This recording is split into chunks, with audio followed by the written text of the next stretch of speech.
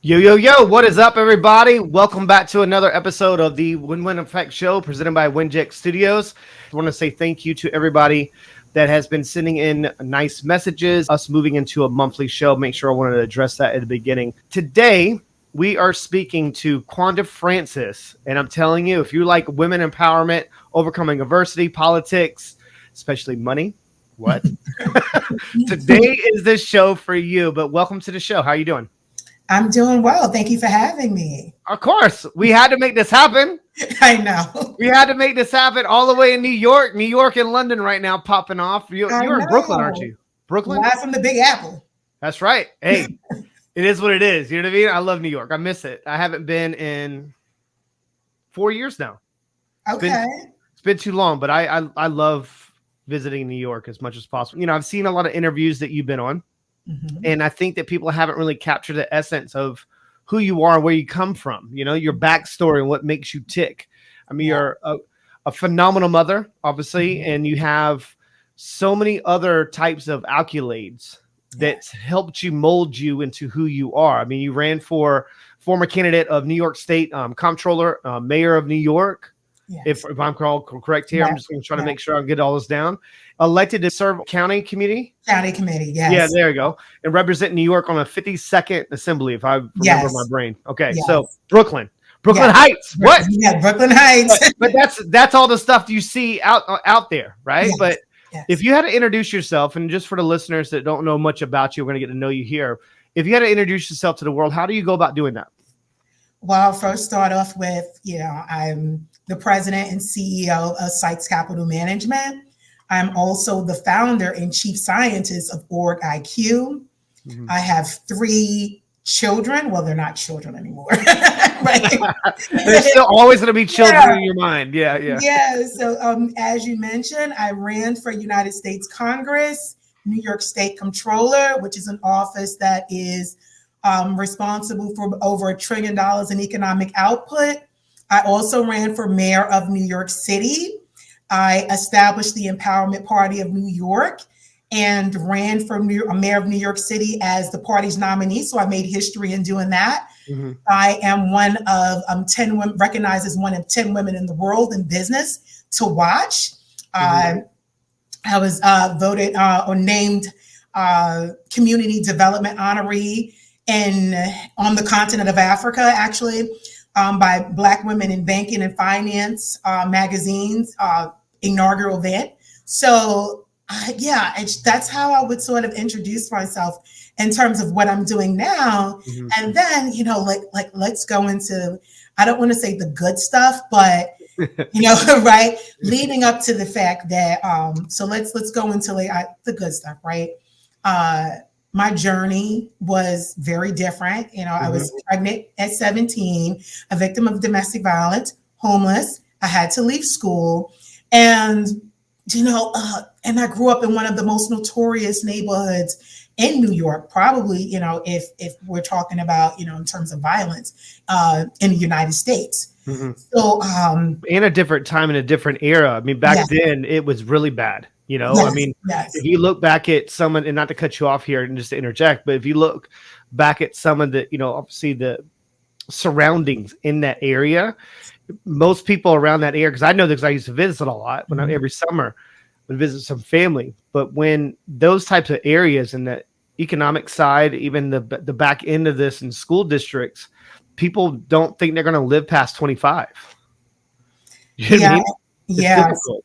Yeah. So unfortunately, right, the neighborhood that I grew up with is still dealing with a lot of the violence, poor educational outcomes, economic outcomes, is still dealing with a lot of sort of those systemic issues that occurred when I grew up. And it's it's one of the reasons why I decided to enter politics, because at this juncture, we just need smarter people, leading the government. And as someone that has graduated from NYU, again, after, having to overcome everything that I did in terms of, again, being pregnant, homeless at 17 and dropping out of high school, to going on to graduate from New York University, and then going on to earn a master's and MBA, and then to work on a PhD, and do that within a 20-year time span. I learned a lot throughout this journey. And one of the things that I've learned is that the deck is stacked against people that do not have the means, right? Mm-hmm. Get out of their communities to really, just get access and opportunity, and which sort of creates the great equalizer. And for the neighborhood that I grew in, like, those opportunities are just not there. Mm-hmm. They still have some of the poorest educational outcomes in New York City. And the question becomes why, right? We know that there are these issues. So if I'm able to go on, in spite of, right, despite, leaving high school at 17 and having to raise, right, a child so young, if I'm able to sort of overcome, these such just dire circumstances, right, I feel that others can do the same, but they have to have the right support. Mm-hmm. And that's just not there. And so, again, that was one of the reasons why I entered politics, because we had to change the narrative, right? Mm-hmm. And if we want more individuals to sort of become successful, they need support. And it starts with individuals that had those lived experiences saying, hey, this is how I did it. Let's come along and sort of, recreate some of these sort of these programs and assistance that I utilize mm-hmm. to just create a better life for myself. Right. I think, especially when it comes to those types of, I call them opportunities. Adversity is just an opportunity, right?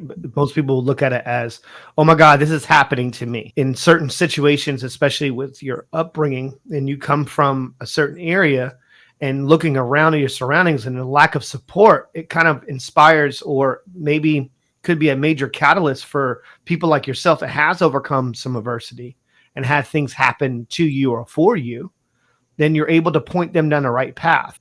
Creating change is very difficult, especially you being an African-American woman, right? And coming from that type of demographic. And I'm not trying to get to the racial, you'll see where I'm going with this in a second.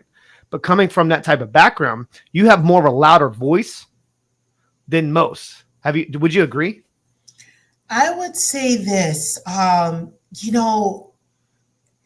think back to being 17 mm-hmm. and having to run away until a black eye sort of flared up. Got it. Yeah. And I look at the support system that young women, young Black women, just young women in general have mm-hmm. now.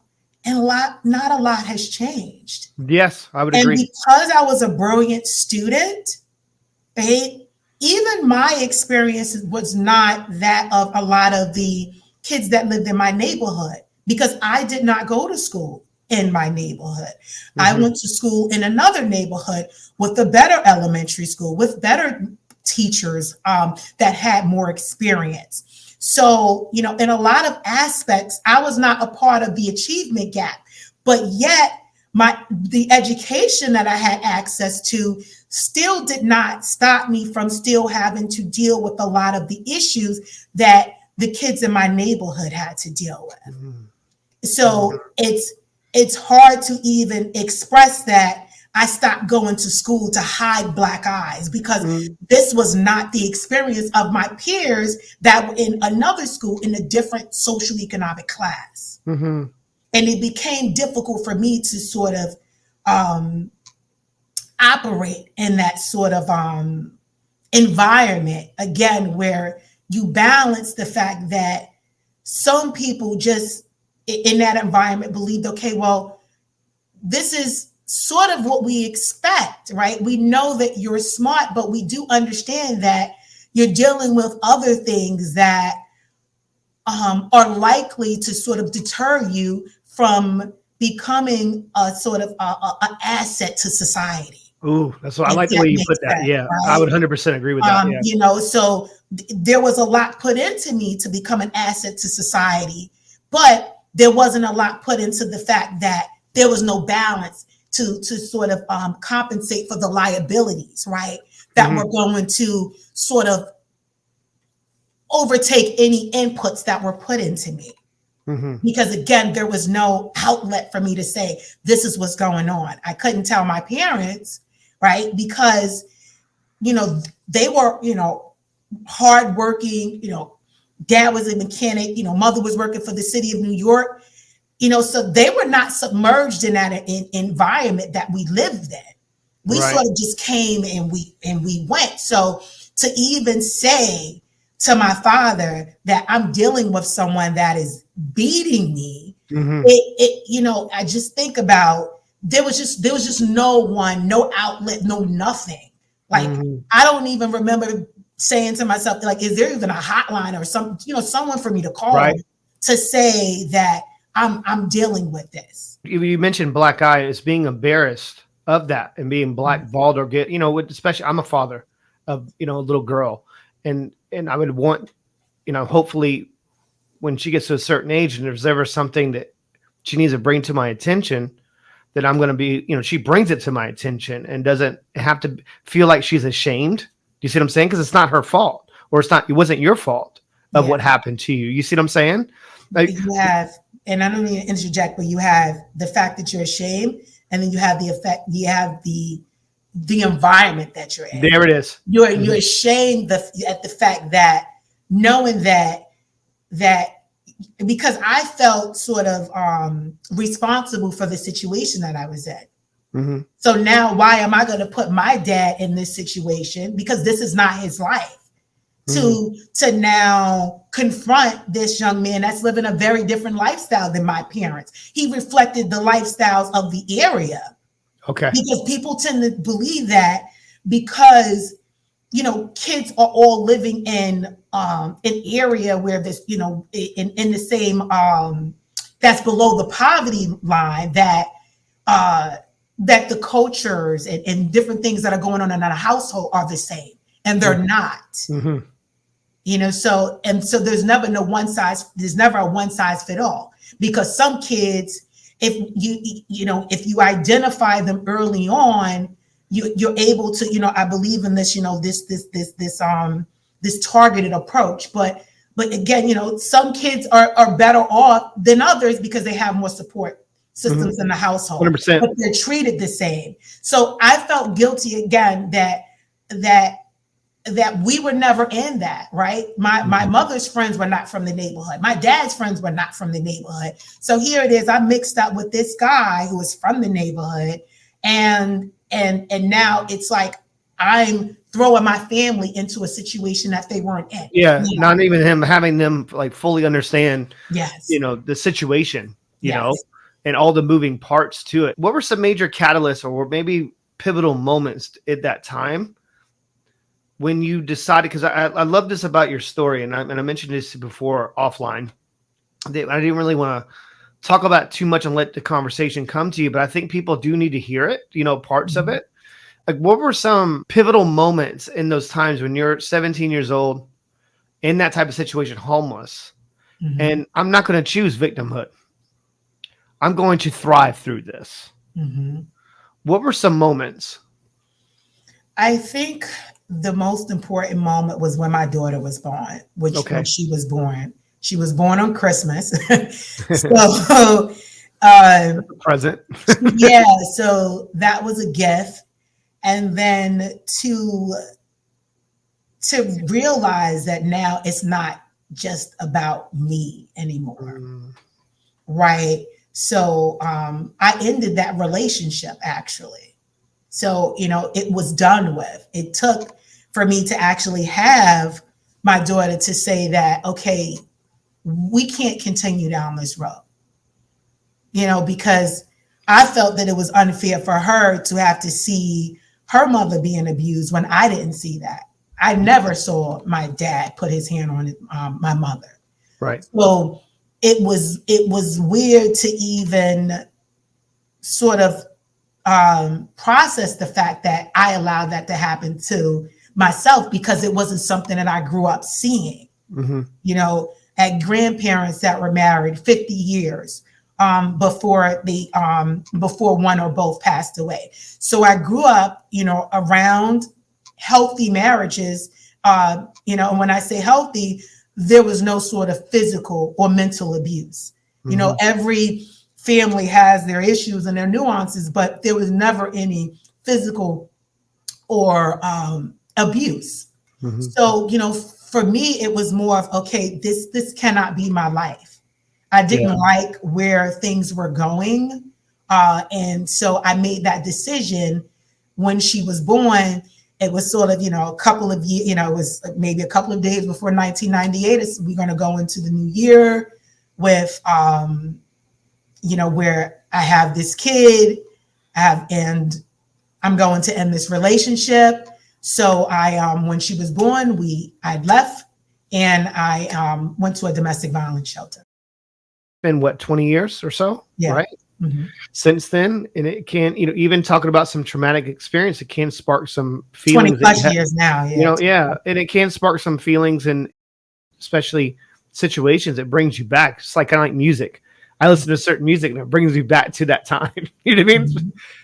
But in that moment, and especially when you chose to lean into the adversity, it sounds like, if someone's hearing this right now, and just say, for instance, someone similar to that type of situation, what would you say to them? I would say find someone that you trust, and have a conversation with them about getting help. Okay. You know, about what the expectations are in your life. And if you don't have that person that you know, again, it's okay to seek help elsewhere. Mm-hmm. Sometimes, you know, individuals that are able to help us, you may not know them yet. You know, it took me, you know, I had to, again, you know, go into this situation that was hard to go into a domestic violance shelter. Showed courage. You showed so much courage. Yeah. Going into that. It was hard. Right. It was hard on me, emotionally, mentally. It was just hard because I was still incredibly young. So there was a lot of resentment, because at that point I was now dealing with the other sort of issue of having a child, and all of my friends are now going off to college. Yeah. Okay. Because even though, again, I didn't go to school in my neighborhood. So even though, you know, the young women that were there, you know, my life was sort of lockstep with theirs. A lot of them were having children at the time. The girls that I were going to school with were not. They were leaving. They were going to college. They were getting into historical Black colleges, and, you know, just talking about all of the things that they were going to do. And I had a kid, and I'm in a shelter. Right. So that was another isolating, you know, period for me. And did you feel left behind? Did you feel left behind? Yeah, I did. And within 5 months, I entered sort of another situation that was even more abusive than the last one that I came out of. And, you know, he was much older. So that was a whole different dynamic that, shook me to my core, that really pushed me to sort of just say, okay, I need to change, like everything, including my friends, like everything. What were some of the things that you changed the most? The group of people that I was around. Right. Influences. Yes, I was not really saying that they were influencing, right? Because they just weren't good for me. You know, like it was clear that I was not satisfied with my life and the direction that it was going in. So I looked around and I took stock. and I think in 2002, that was a pivotal, that was a very important year for me. I started working for a company, and it was ran by a husband and wife, and I just learned so much from them. And it really became the sort of catalyst for ending a second very abusive relationship. Really just, then I lost my biological father that year and my grandfather, just all of the friends that I had, I unapologetically just ended those, relationships. Like, I love you guys, but I need some time to sort of discover, who I want to become. And that year I also met my husband, which was very different from the other, 2 men that I had dealt with in the past. So he was older, but educated, not abusive, just very, what I would feel to be supportive when you compare, to the last two situations. And it was just a whole different dynamic, right? Because, he was finishing up a master's degree and, as I said, almost 10 years older. So it was a very different dynamic that sort of now created the segue for me to start now coming out of poverty. Because at that point when I met him, it's like I had a place, I was working 3 jobs and had started to sort of develop the framework like, okay, I want to continue my education. So when I sort of met him, he was already doing that. So it was this sort of segue. He didn't have any children. So I had my daughter and she was still small at the time. So it sort of just worked. And then, with that situation, it was like I was married a year later. And so angels come in a lot of forms. Yeah. You know what I mean? I mean, I'm not calling him an angel, but what I'm saying is, I think, and the reason why I asked that question, what were some of the changes that you made, the biggest changes, and those sometimes lead to your blessing of making that change. Yeah. You know what I mean? It was a dump. Like, we talk about in data, data dump. Like, 100%.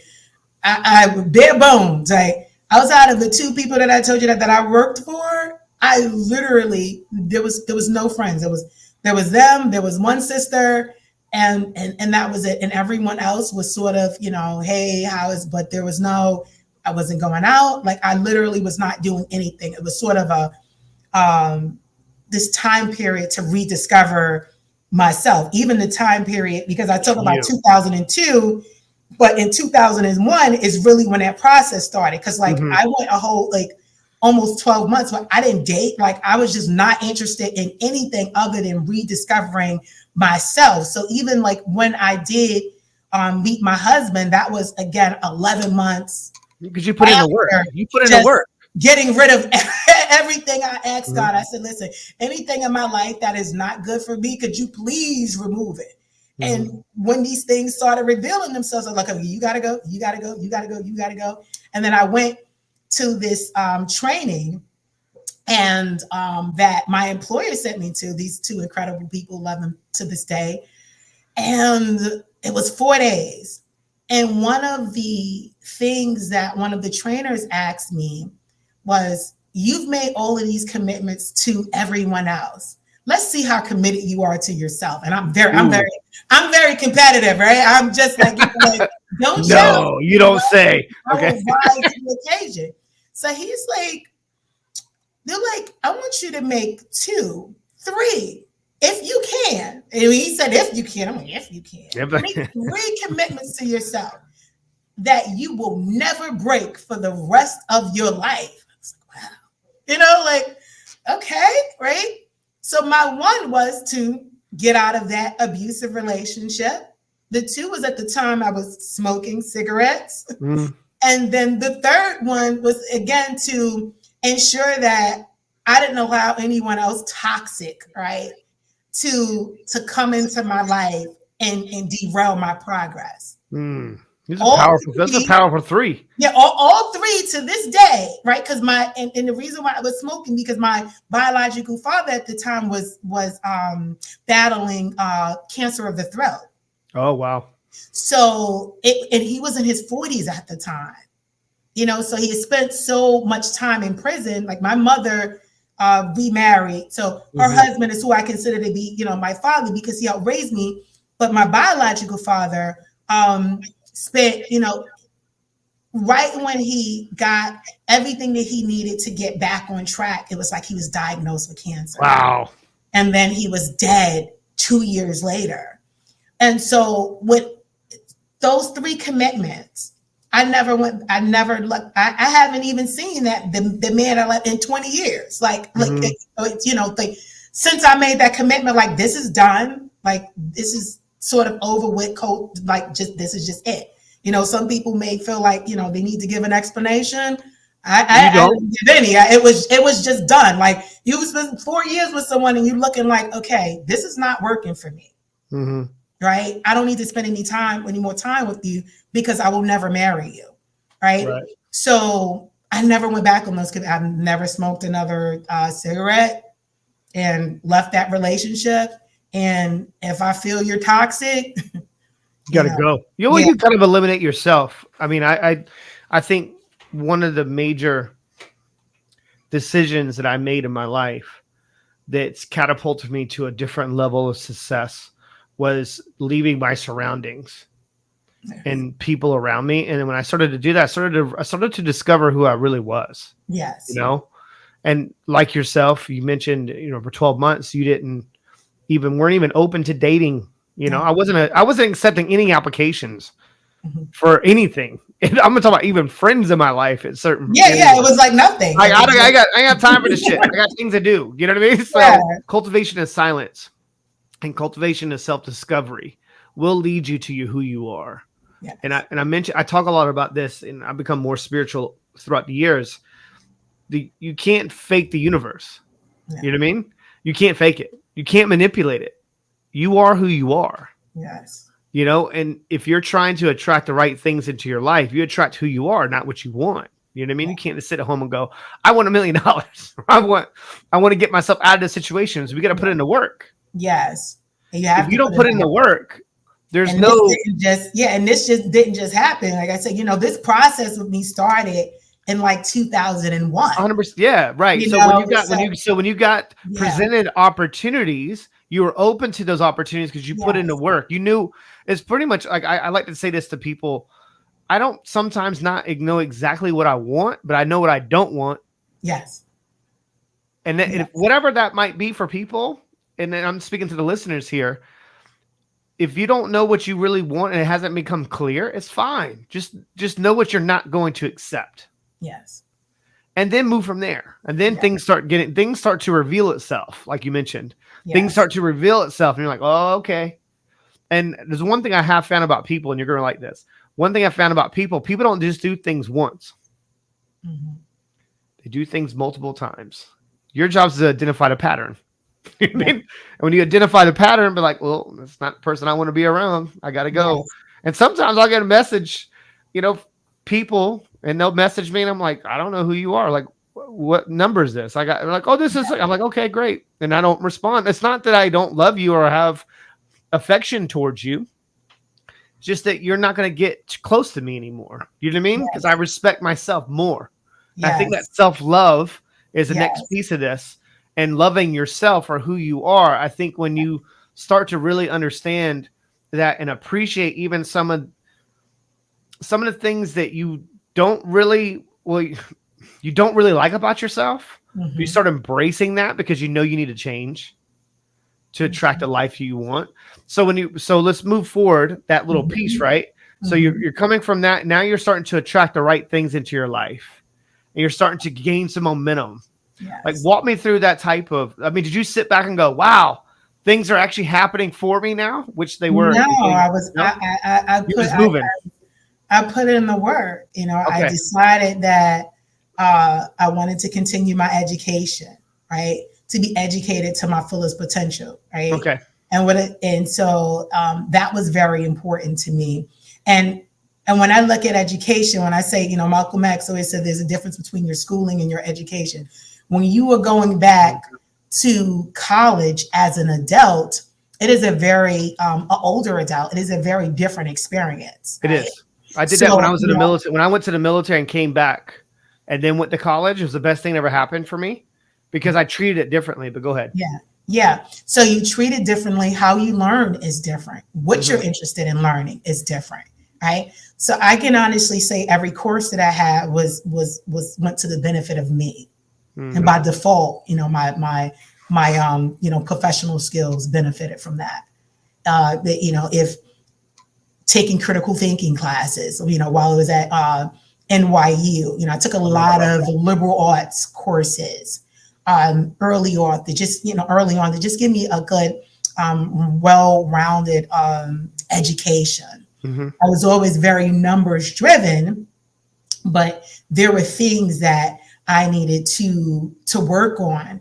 And then when I decided to enter the accounting field, all of the courses that I took was not necessarily because I wanted to become a CPA, but you just understand that, you know, nothing moves without the money. That's facts. That's the best way to understand anything is just following money. Yeah. Yes. You follow the money, you'll find your answers. Exactly. So, you know, it was important to me to learn how to build wealth, right? So, you know, so, and not so much about lifestyle, but so I can have the autonomy to do the things that I want to do, right? So I can not just pour into myself, but pour into others, you know, create programs and processes that help people, you know, get out of the poverty trap and stay out of the poverty trap, because that's what it is, right? You're breaking change. You're breaking generational change. Yes. You know what I mean? I mean, think about it. Like you're a reflection of all your ancestors. This is the way I look at it. You know, there's people, depending on, you know, where they come from in the world, and most people don't have the blessing to have a father and a mother, or even have grandparents of being raised in that type of, you start to see it now a little bit differently, right? People are getting married later in life, and people are having kids later in life. I mean, including myself. My daughter was born when I was 39. Do you see my point? So I had a child later in life, where as opposed to you having a child, your daughter at 17. You know what I mean? My mom and dad, they had myself when they were 19.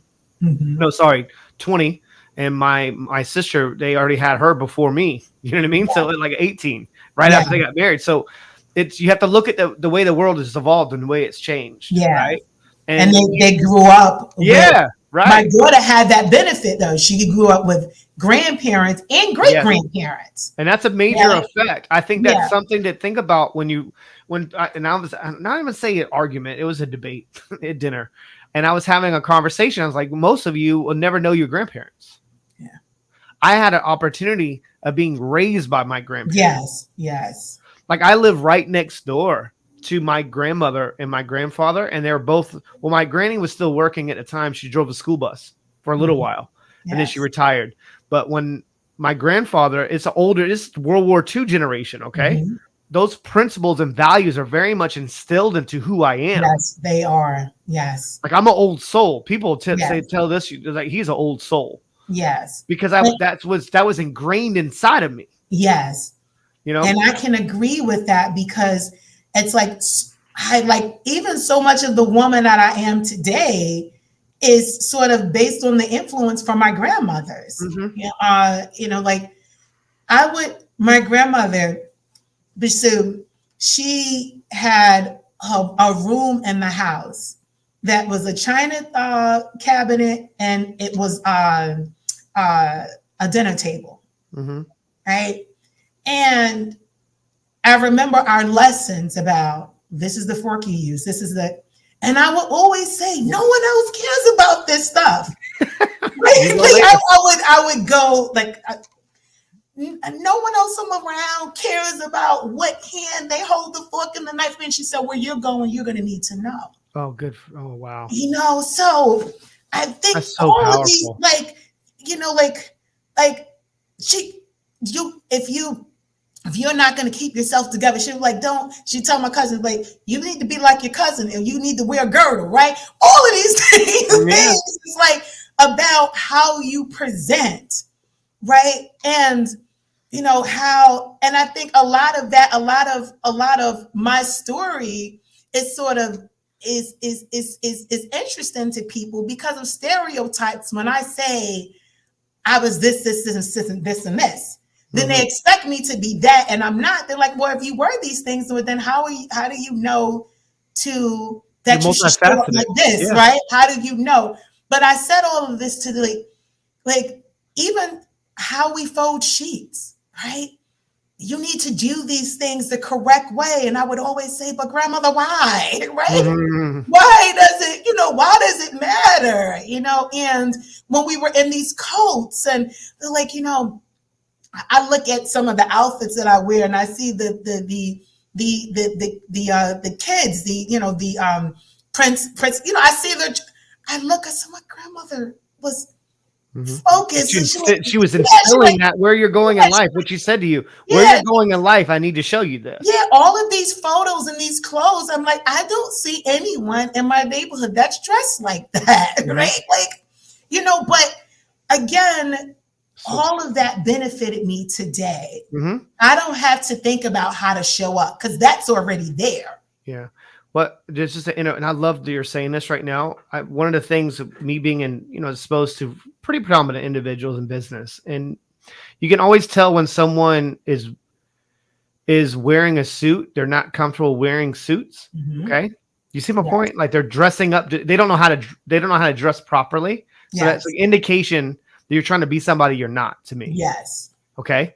And you being inauthentic will get you exposed. Yes. I was fortunate to be raised by an Italian grandfather that taught me how to wear clothes properly and formal wear. Yes. I would go outside with a t-shirt and he was like, you better go back inside and get a collared shirt. And change, yes. Yeah, you see what I'm saying? And put a blazer on. 100%. Yes. Yeah, like your future depends on you learning this. You can't unlearn it. Like a pocket square.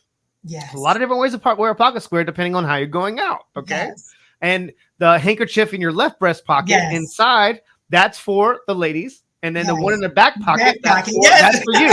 See what I'm saying? So these are the things you can't unlearn. Yes. But as I had a grandfather, right, that said if he doesn't have these things, he's not going to make it. He's not going to make it. It's how you present yourself. If you present yourself a certain way, you get respected a certain way. Yes. Because it's your standard. Yes. Your standard of being respected on a certain level, it comes by your actions or inactions. Yes. You know, a woman walks into a room, you stand up. Yes. You don't sit up. You stand up. You know what I mean? It's just the way, especially at a dinner table. You know, I mean, even you look at it, some of the cultures are, a little different. And it's one of the best books I've ever read. There's culture changes and differences on speaking. Like, I know you personally, but if your husband walked into a room, I'm going to speak to your husband first. Okay. See my point? Like, if you walked up and we went to dinner, I'm going to say hello to him first before I even say hello to you. Yes. It's out of respect. Yes. And I think that's where society and things are changed. There's a lack of respect and a lack of understanding on what people should do and what's accepted. And I think to our benefit, our grandparents is right. Because I love my parents and all, but if I had to rely on them to tell, I wouldn't have known that. Like, I think about a lot of things that I got from my grandparents that I didn't get from my parents, but it was okay because my parents were also young parents. Yeah. Right. Same. So now I had the benefit of having grandparents that have lived. So it was like, even when I went through these hard, these sort of hard transformations, I was not starting from scratch because I didn't know what I needed to do in order to become who I wanted to become. I knew what steps I needed to take. Sort of like if someone knows they want to be a doctor, if you don't go to medical school, you'll never be an MD. There's certain things that have to occur prerequisites in order for you to become who you want to become. There's certain things and actions from you that have to occur. You have to be intentional about doing these things if you want the outcome. that you envision. It's so powerful. That was a really good analogy, especially it's going to resonate with people understanding there's prerequisites to this. Yes. And if you don't put in the work and doing and laying down that foundation, you're going to build your life on a faulty surface and you can't gravitate and you can't grow. Yeah. It's sort of like when we think about like, you know, like when plastic surgery versus actual working out. Like you get the instant gratification of a beautiful body, but you don't get all of the other benefits of the discipline that went into creating that beautiful body. Yeah, you're developing these invisible calluses in your mind of overcoming grit. You see them overcoming adversity, and you're developing grit. Yes, it's when you fall in love with a process. And the stress relief, 100%. That normal stress relief that people don't understand. Oh, they're so beautiful. Why they're so stressed out, right? Opposed to the person that is beautiful and also working out, they just have a different outlook because by default, working out allows one to manage stress. Yeah, you release so much. The best of both worlds. So I like the discipline. You know, so again, you know, it's like things need to occur. And yeah, there may seem like there's a quick way, but you lose what you could have learned during that journey, the discipline that would have allowed you to be ready for that next opportunity. I believe that with technology, you know, a lot of different types of stuff is happening right now in the world and it's evolving so quickly. Yes. I come from education, you know, in trade school type of corporations and billion-dollar companies, and these corporations are pushing trade schools. And then back when Facebook bought Instagram, it created an opportunity for myself because I had a very unique skill set. People would say it's sales. It had nothing to do with sales. I just know how to properly enroll people into schools, right? So I knew what to look for. There was my standard, and I took it away from them, you know what I mean, on the phone or in person. Here's my standard. Here's what I accept into the school. This is what I'm looking for. If you don't pass that test, you can't buy what I'm selling. So it's a whole different type of thing. So when I went in the world of sales, I was tearing them up because I had a whole different outcome I was going after. And I bring this up for a couple of different reasons. Because when you're pushing education, and now that everything where you have people on YouTube making, you know, 14 years old, making millions of dollars a month, they're not pushing education anymore. You see my point? So when you're not pushing education, now you're becoming less educated. Yes. Now you want the shiny object syndrome and you want things to happen now and you're not willing to put in the work and you get a sense of entitlement. Lights be on fire. Okay. That's my number one pet peeve. If you ever know anything about myself, you should know that. My number one biggest pet peeve is sense of entitlement. It makes me want to choke people. Because I've been all around the world. I've seen some really horrible places. Okay. And I'm like, you have no idea. You being born in America is a blessing. Okay. So relax. I mean, one would assume that because America has great PR, right? Yeah, 100%. But, you know, so you may think when you're like, you know, but tell that to the kids that are in, you know, that are in Flint that don't have access to clean drinking water. Right? That's where I was going with it, because on the outside looking in, it's all about perspective. Yes. Do you see what I'm saying? Yes. So I still remember when I was in the military, and something very similar to the person that mentioned the 3 things that you should pick. You never do it again, right? And you want out of your life. I remember talking to one of my senior chiefs in the military, and I asked him, I said, should I re-enlist? Because the way I looked at it was, if I was going to re-enlist for the next 4, I was going to re-enlist, I was going to retire, right? In that field. So it was 5 years in. He goes, you're phenomenal at what you do, but you're built different. You're built for something great if you discover that. And that's something that stuck out to me, you know, and they're talking about older generation, but if you're not exposed to older generations, then this guy was in 30 years in the military. You see what I'm saying? So he's like, all my kids hate me. I don't even know who they are. You know what I mean? I needed that person in my life to point me down the right path. And of course, you know, granted, I didn't make a lot of great decisions in my 20s. And I don't think most people do. And I wasted most of it, and especially when it came to business, trying to discover myself. Yeah. When I got to my 30s, I made up for it. You know what I mean? So And I bring this up to you. I mean, especially going and you know, you're very numbers driven. Is that what propelled you into the finance world? Is that Yes. you? Okay. So talk up a little bit more in depth about that if you can. So in 2008, we had, you know, the crash. Sure, yeah. Yeah. And all of these companies from Lehman, AIG, it's like, AIG is going to fail. I'm like, there's no way AIG is going to fail. I don't care how many of you people are saying that, that's not going to happen. So I got a large tax refund and I invested, purchased, you know, thousands of AIG stocks and continued to do what I was doing. The economy started to recover, and so did AIG stock. That turned out to be one of the best decisions I've ever made in my entire life. Mm-hmm. That's so powerful. I told a couple of friends, one of which was able to pay for student loans. What was your deciding factor? My shoes. I'm like, no, you need to buy these stuff. But one of the best decisions I made. And I realized two things in that situation, because I like, you know, and speaking about when you were in the military and they told you 3 things you would never do again, you know, 3 things. So this was another turning point when we talk about, you know, how accurate is what you hear is the things, how accurate are the things that you hear in the media, right? Because had I listened to that and instead of not relying on my own professional expertise, I would have missed an opportunity that arguably changed the course of my life. Media is there to herd cattle, and it just implies and just interjects as much fear as possible to keep people in line to certain agendas. You know what I mean? And that's primarily what media is for. And I'm not going to go all the way down a deep rabbit hole. I have my own beliefs, but I think you get where I'm going with this. Yes. It's just pushing an agenda. If you're not part of that agenda, they're going to, you know, ostracize you and belittle you and you know, sometimes bully you to the point to where you stop saying the things that doesn't fit their narrative. You know what I mean?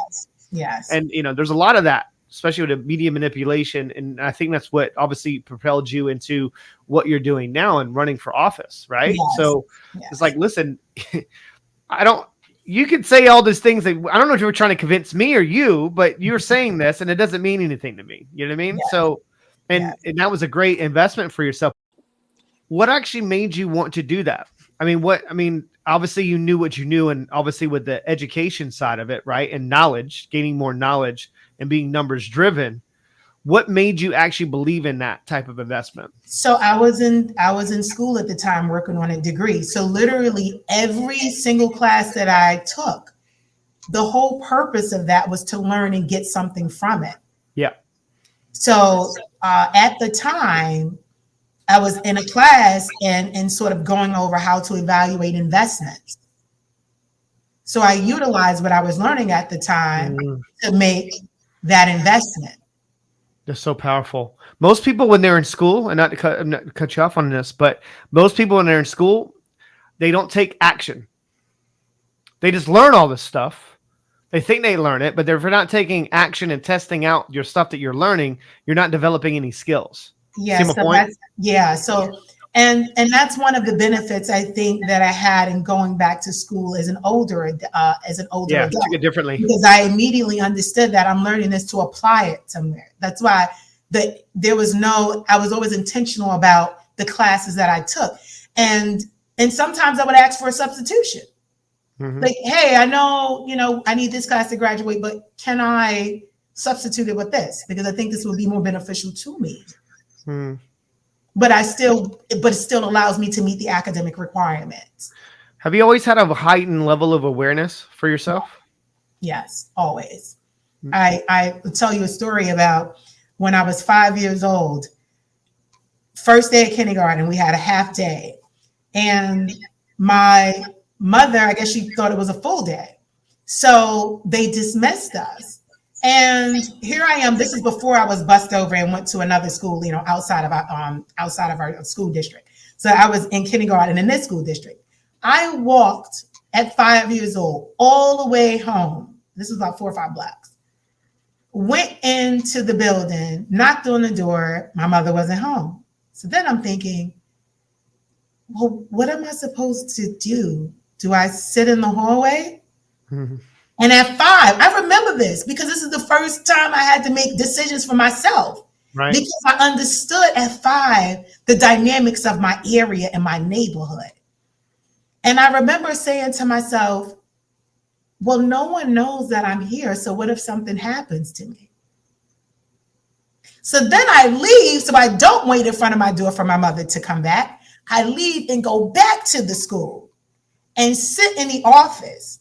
So no smart. one knew I was gone. My mother comes to pick me up. They asked me, they're like, who are you waiting here for? I said, I got out of school and my mother didn't come. They got her phone number. They called. She came to pick me up. We went home. Didn't say anything. So smart. 5 years old. They didn't even know I was gone. So then I said, maybe a day or two later, I said, I left the school and came home and you weren't home. And then I went back. And my mother's like, you did that? Right? And I don't know if she was more shocked about the fact that I hid it or that no one knew that I did it.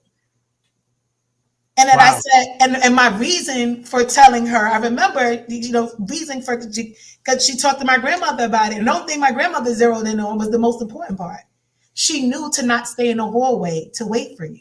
And she walked back to the school. It was smart because, people will walk by. You know what I mean? They spent more time. And this was an apartment building, high rise. So like if someone drags you in there, you're done. You're done. So that story, the importance of that story is that my family zeroed in on the incredible decision that I made to keep myself safe and did not go back to the school and she left and never even mentioned it to the school. But the rest is history, of course, because it transferred out. Right. No, we're not doing this. But I was 5 years old. That's amazing. Yeah. The reason why I asked that question is because you definitely have a sense where it's like a sixth sense kind of thing with a height. When someone has a heightened level of awareness, you don't have to be told things. Yeah. You can feel it. And that's energy, right? Yes. We haven't even talked about your show yet, the Geo-Political View show. It's obviously presented on WINJECT. It's like one of the last things we're not going to talk about. That just tells you it's a reflection on obviously the conversation so far. And I just wanted to give you the opportunity and a platform to be able to, vocalize some of the things that haven't been talked about before. Yes. And that's the whole point behind, podcasting and, some of the media and them capturing you in a different light. Right. Yes. But let's talk a little bit more about your show. So your show's going to be on WINJECT Studios, which is really exciting. Yes. And a Geo-Political View show, which I love the name. Yes. Talk to me about what was some of the things that made you want to have that type of outlet. I feel like everything that's going on in the world right now is sort of connected and connected in a way that can be utilized to inform people to make better decisions. And every guest that I have on my show, if you listen to the show, every week you're going to get something from it, right? The experts are going to come on and they're going to bring, their expertise in whatever various area, but we're going to connect it to current events and again, utilize it as a way to help people inform their decision-making. Because again, these issues, whether it's politics, education, poverty, you will realize that, what's going on here in the U.S. is not just localized here to the U.S. It's going on around the world. Yeah, globally. And when we speak about women's rights, it's like, okay, what's going on in Afghanistan right now?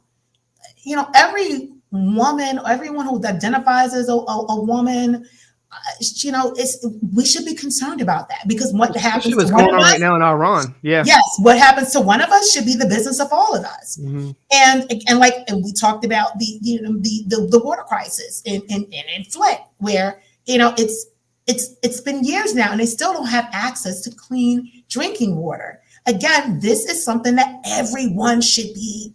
It's a basic necessity. Be invested in. Necessity, yeah. Yes. you look at now what's going on in Florida, where, like the governor is now like, hey, we don't want to teach anything about African-American history. We're going to just pretend that, the first Black president, Barack Obama, was never elected. These are sort of things that need to be talked about, but talked about in a way that, again, allows people to sort of understand that these things that are happening are affecting your lives, whether you know it or not. So it is important that they receive information from credible sources. 100%. Have you, I mean, obviously your children, right? And some of them obviously a little bit older, but when you, not I'm going to say older, but you know what I'm saying? Yeah. Like out of school. But well, I have a 10-year-old. Yeah, I know, that's what I'm saying. I mean, you have different, obviously. Yes. Do you look at some of the textbooks and actually what is he learning? Like what is being taught? I think, because I was curious about this the other day. I mean, I have a 3-year-old, which she's not of age where she's going to school as of yet. You know what I mean? So, in looking at some of the textbooks, I was just kind of intrigued. Like, I wonder what they're learning in school. So he's in New York City, and he is sort of blessed to have him in an amazing school. So he's getting a well-rounded education. And then, for me to be on the forefront of education with, artificial intelligence and machine learning, sort of with that push to introduce that into the education system. So we're identifying student learning styles and a way to improve outcomes. My son, went from being this a nonverbal child as a kid on the spectrum to now being very, very verbal, performing exceptionally well socially. And now, academically, while his learning style is different, he is faring far better than other children that had his particular diagnosis early on. And I attribute that to, the fine group of educators that he has access to. And then he has access to an educator at home, so I work with him, and the platform that we're trying to build out in the model is based on how, I was able to take, 3 kids, my oldest graduated from high school at 16.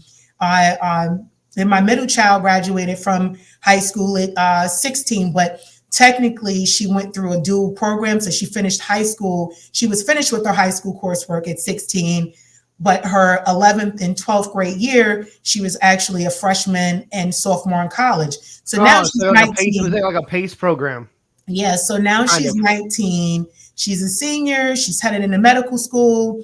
And then again, now, I have my third child doing exceptionally well. He's playing sports. And the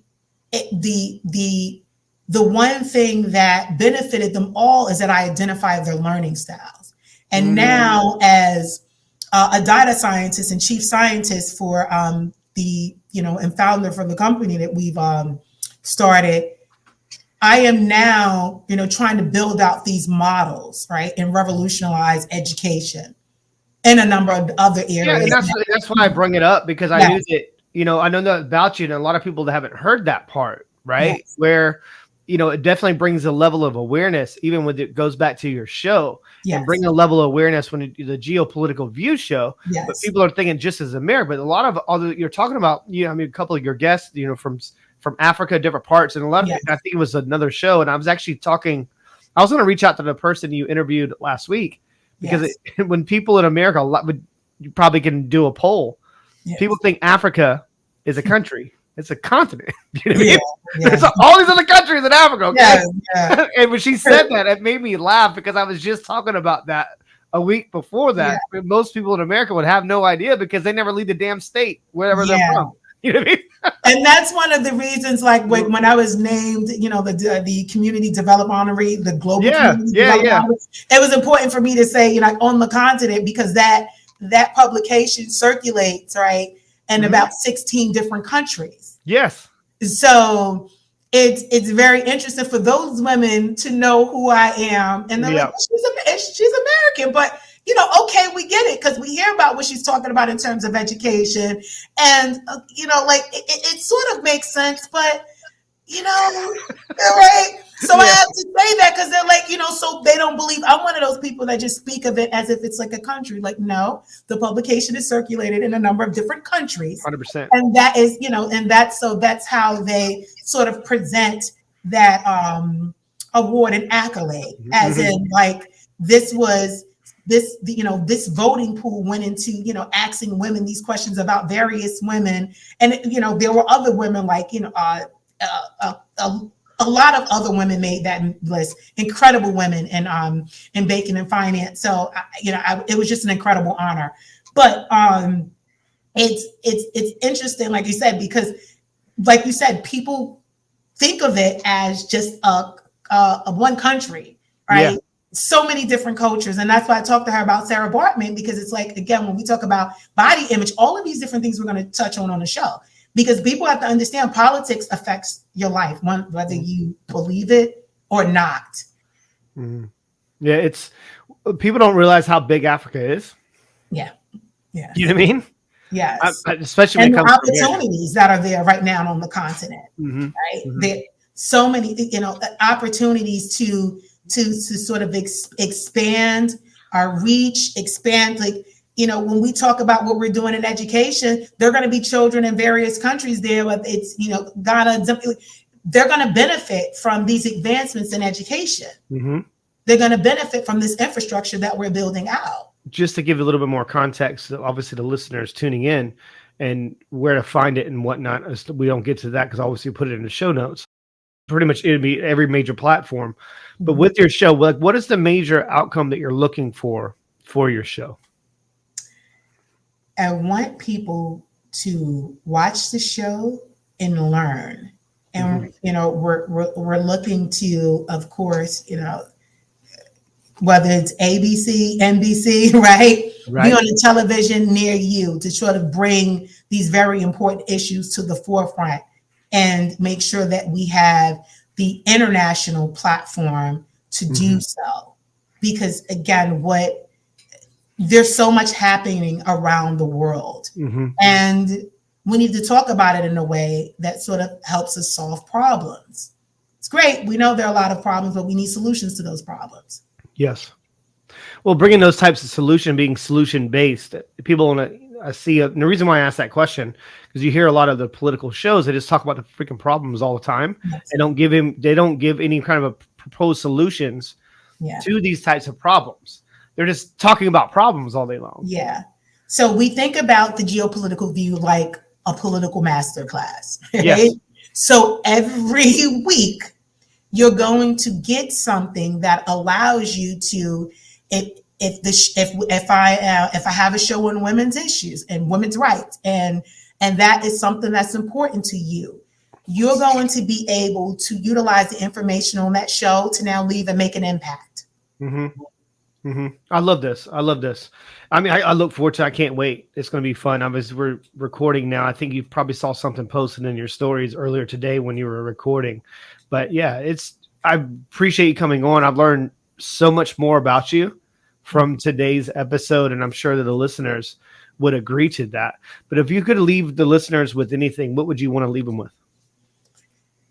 I'll leave you with this. I want everyone to unapologetically show up as your most authentic self. Don't be afraid to push into spaces that weren't created for you. There's always going to be a first, but it's your job to make sure that the first is not the last. Wow. What a way to leave it. That was probably one of the best ones that and it's not even like a standard question. It's kind of like because I think that with your type of level of awareness and understanding about different types of demographics, especially, people need to hear more of what makes you tick and what makes you. You know what I mean? Because it's easy, especially with politicians, they're puppets to strings. You know what I mean? And they're moving to the algorithms or moving to the rhythm of the people that are trying to control them. You know what I mean? Controlling the narrative. And I think that was really powerful. But I appreciate you coming on, and I look forward to many, many future conversations. And this has been fun. And I have one other thing. Always remember, the influence is the impact. Wow. She's dropping dimes. He's dropping dimes on you guys. But I appreciate you. Take care, guys. We're going to reach out to Quanda. We'll put it all into the show notes and where to find her and all this. It should be presented on Apple channel. Got over 7 million views now on our Apple channel, which is pretty amazing. Incredible. You know what I mean? I didn't really expect that actually happened. I'm proud of you, Chris. You're yelling. Yeah, it's up. It's put in that hard work. You know what I mean? You start meeting the right people and you start to get exposed to different types of industries. And that's one thing I found out about media, that it was very much set up like a music industry, and people are on these major platforms controlling the narrative, and they think that you're pushing the content, but they're not pushing the content. They're using an ad spin and they're just latching onto your reach. You know what I mean? Yes. So, but I appreciate it. It means a lot. Guys, peace out. Much love. Take care. I'll see you next time. But thanks again. All right. Take care. Bye.